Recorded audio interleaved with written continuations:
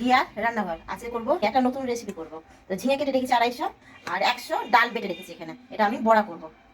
তো হলুদ লবণ দেবো, এখানে লবণ দিলাম অল্প, আর হলুদ দিলাম অল্প।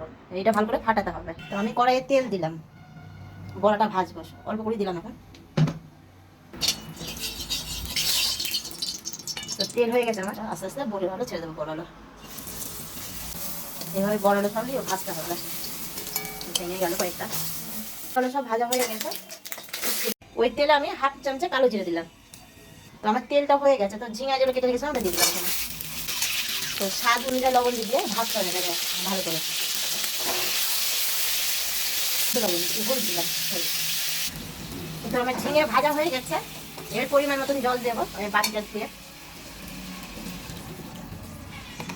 যে বড়াগুলো ভেজে রেখেছিলাম এখানে দিয়ে দিলাম।